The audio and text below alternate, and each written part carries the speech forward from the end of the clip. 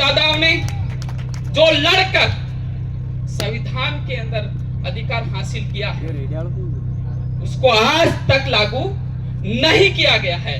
उसको लागू करवाने के लिए हम सब लोग यहाँ इकट्ठे हुए। आज का जो मीटिंग है, आज का जो सम्मेलन है, इसका मुख्य एजेंडा यह है। आरक्षण का मतलब समझना है। आरक्षण का मतलब न सिर्फ नौकरी,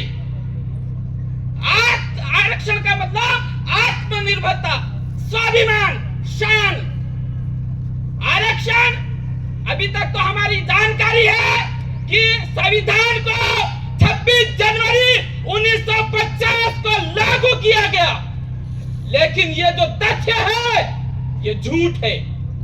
आदिवासियों का जो संविधान था, आदिवासियों के लिए जो संविधान तैयार किया गया था, संविधान सभा के द्वारा 5वीं अनुसूची जो बनाई गई थी वो 26 जनवरी 1950 में लागू नहीं की गई। और नहीं लागू करने के कारण आदिवासियों को इस देश का मजदूर बना दिया, मजदूरी की खदान बना दिया इस क्षेत्र को, अनुसूचित क्षेत्र को। एक बात आपको समझना है, यदि 26 जनवरी 1950 को आरक्षण लागू हुआ होता तो आज मैं यह पूर्ण दावे के साथ कह सकता हूं कि आज की तारीख में हमारा कोई भी परिवार बेरोजगार नहीं होता। हर परिवार को एक अच्छा पक्का घर और आज की तारीख में गाड़ी और स्वाभिमान के साथ जिंदगी जी रहा होता। आज इतना हमारे साथ डागा। I want to ask everybody you, मैं सभी से पूछना चाहता हूं और यह प्रश्न, यह सवाल उन नेताओं से भी करिए कि आदिवासियों का जो आरक्षण था, आदिवासियों का जो संविधान था, आदिवासियों की 5वीं अनुसूची थी, वो कब लागू की गई? जवाब नहीं मिलेगा, उनको जवाब नहीं मिलेगा। आदिवासियों की जो 5वीं अनुसूची है, आदिवासियों का जो आरक्षण है, वो आज तक लागू नहीं किया गया है। तो उससे पहले थोड़ा सा लागू किया 1981 के अंदर, थोड़ा सा वोट के मुंह में जीरा। क्या हुआ उसमें? तो इतने सालों तक 1950, 1960, 1970, 30 सालों तक इस क्षेत्र के अंदर, इस क्षेत्र का जो जमीन था, जंगल था, पानी था और नौकरियां थी, उसके ऊपर किसने खाया? वह किसने खाया? आप समझ रहे हो? वह किसने खाया? किसी ने खाया होगा ना।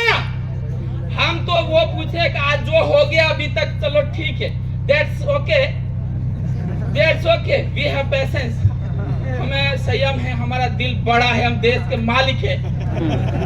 वो पूछ नहीं रहे हैं कि 1950 से 1970 तक और उसके बाद 1992 और 2013 तक हमारे आदिवासी की कितनी नौकरियां दूसरों ने करके खाई है, वो वापस लौटी जाए। जिस दिन हम ये पूछेंगे तुम्हारा पसीना आ जाएगा।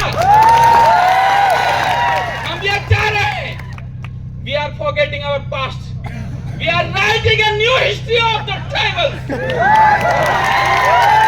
आदिवासियों का नया इतिहास हम लिखना जा रहे हैं। अब बताओ आरक्षण किसको दिया गया? एसटी मतलब शेड्यूल का ट्राइब्स, शेड्यूल कास्ट, एससी को दिया गया, ओबीसी को दिया गया। और वैसे इंडिया के अंदर कितने वर्ग है? 4 वर्ग है, एसटी, ओबीसी, एससी और जनरल है। ये सद्भावी निवासी कहाँ गए? ये सद्भावी निवासी कौन सा शब्द है? कौन सा संविधान में लिखा हुआ है? पता है? सद्भावी निवासी के नाम से इस क्षेत्र की नौकरियों को लूटा जा रहा है।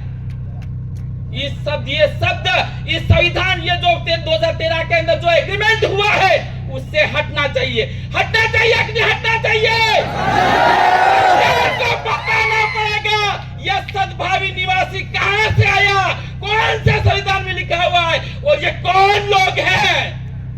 कौन लोग हैं सद्भावी निवासी? इसलिए मैं युवाओं ज्यादा नहीं बोलूंगा। We have already MLAs, they are sitting. Okay?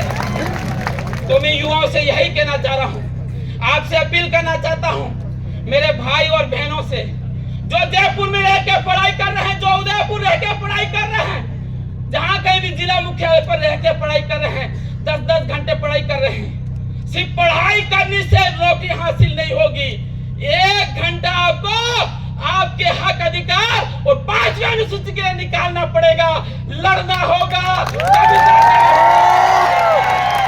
आज से पढ़ लीजिए, हमारी पाप होती, हमारे अंदर अगर खून है तो बिरसा मुंडा का है, टंट्या भील का है, कालीबाई कलासवा का है, पूजा भील का है।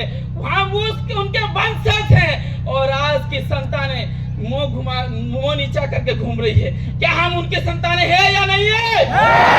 तो इससे आरक्षण रैली का अनुसूचित क्षेत्र में जो आरक्षण हमारे लिए 244 से 5वीं अनुसूची के तहत जो निहित किया गया है, उसके लड़ना होगा। और जब भी आप शादी करो नौजवान साथियों, आपकी कंकु पत्र इनविटेशन लेटर उस पर 5वीं अनुसूची 244(1) के तहत आरक्षण लागू हो, ऐसा नारा हर जगह लिखा जाए।